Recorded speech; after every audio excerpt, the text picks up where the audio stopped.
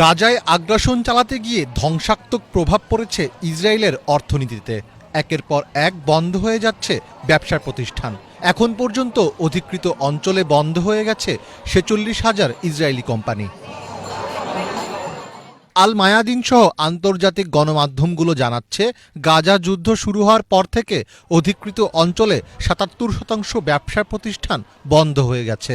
বন্ধ হওয়া প্রতিষ্ঠানগুলোর মধ্যে ৩৫,০০০ই ছিল ছোট আকারের, যেগুলো সর্বোচ্চ ৫ জন কর্মচারী দিয়ে পরিচালিত হতো।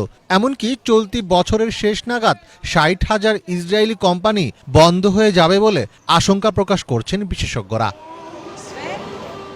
গাজা যুদ্ধের ফলে দখলকৃত অঞ্চলের বিভিন্ন বাণিজ্যিক খাত, বিশেষ করে শিল্প, পর্যটন, কৃষি ও সেবা খাতের ব্যাপক ক্ষতি হয়েছে। অঞ্চলগুলোতে এখন বিদেশি পর্যটক নেই বললেই চলে। ফাঁস হওয়া তথ্য অনুসারে ইসরায়েলি কোম্পানিগুলো খুব কঠিন চ্যালেঞ্জের মুখোমুখি।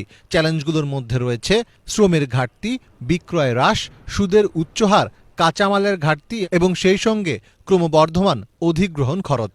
সবচেয়ে ঝুঁকিতে আছে নির্মাণ ও আবাসন খাত, সিরামিক, আসবাবপত্র, গৃহস্থালী, বিনোদন এবং বিল্ডিং উপকরণ প্রস্তুতকারীর প্রতিষ্ঠান।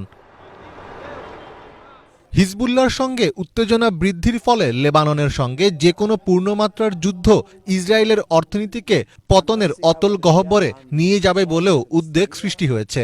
সংবাদ মাধ্যম মারিভের প্রতিবেদন অনুসারে হিজবুল্লাহ সম্প্রতি তাদের হুদহুদ ড্রোনের সাহায্যে ধারণ করা ভিডিওর মাধ্যমে দেখিয়ে দিয়েছে যে তারা ইসরায়েলের জ্বালানি অবকাঠামো, যেমন তেল শোধনাগার এবং গ্যাস ট্যাঙ্কগুলোতে যে কোনো সময় আক্রমণ করতে পারে।